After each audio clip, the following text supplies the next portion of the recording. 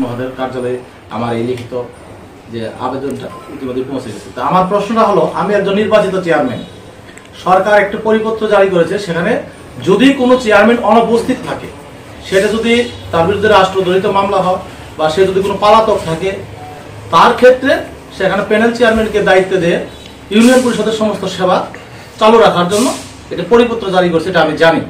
কিন্তু আমি চেয়ারম্যান এখনো আমার এলাকাতেই আছি, আমি ইউনিয়ন পরিষদের কার্য পরিচালনা করার জন্য ইচ্ছুক এবং করে আসছি।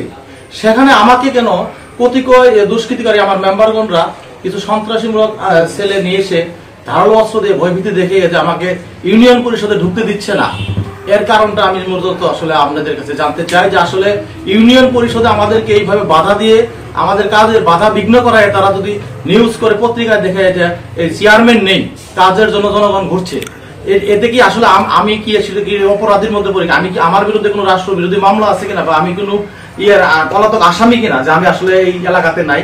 আমি সর্বক্ষণ আমি 19 তারিখ পর্যন্ত কাজ করছি, আমার কাছে এই প্রমাণ আমার কাছে আছে। এরপর থেকে তারা আমাকে ইউনিয়ন পরিষদে ঢুকতে দিচ্ছে না।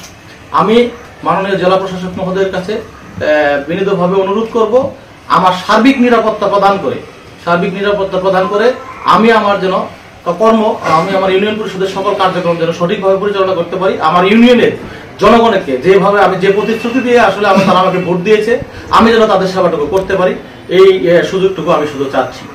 আমার আরেকটি কথা হলো, সেটা হলো আজকে আমার বিরুদ্ধে যে ইউনিয়ন পরিষদের মেম্বাররা একাধিকবার তারা যে আমার বিরুদ্ধে যে অভিযোগগুলো নিয়ে আসছে, এর কারণ হলো তারা আমার বিরুদ্ধে মিছিল করতেছে, মানববন্ধন করতেছে, আমি নাকি দুর্নীতিবাজ। আমার বিরুদ্ধে একাধিক দুর্নীতির অভিযোগ আসার পরও মন্ত্রণালয় থেকে তদন্ত করে কিন্তু আমার বিরুদ্ধে কোনো দুর্নীতি প্রমাণিত হয় নাই। তারপরও আমি মানুষ ভুলের ঊর্ধ্বে নয়, আমার বিরুদ্ধে যদি কোনো প্রকার দুর্নীতি থাকে তারা যেন লিখিত আকারে প্রশাসনকে জানায়, তদন্ত করে যদি দুর্নীতি প্রমাণিত হয় ঊর্ধ্বতন কর্মকর্তা আমাকে যে সাজা দেবে, যে নির্দেশনা দেবে, আমি তার মানে তাতেই চলবো, এর বাইরে আমি একটু ইঞ্চিও যাব না। তবে আমার একটা প্রশ্ন, যে মেম্বারগুলো আমাকে দুর্নীতিবাজ বলে, সেই মেম্বারগুলোর বিরুদ্ধে আমি আপনাদেরকে একটু বলি, সেই মেম্বারগুলোর বিরুদ্ধে আপনারা একটু খুঁটিয়ে দেখেন তারা কতটুকু স্বচ্ছ। এই যে লাবণী মেম্বার, যে একটা লাবণী মেম্বার, আমার 1, 2, 3 নম্বর সংরক্ষিত মহিলা আসনের লাবণী মেম্বার, উনি ব্যানার ধরে বারবার বলছে আমি দুর্নীতিবাজ চেয়ারম্যান, আমি সবকিছু আত্মসাৎ করছি। 230 নম্বর বিজেডি কার্ড, 230 নম্বর বিজেডি কার্ড, এটা ওনার নিজের নামে।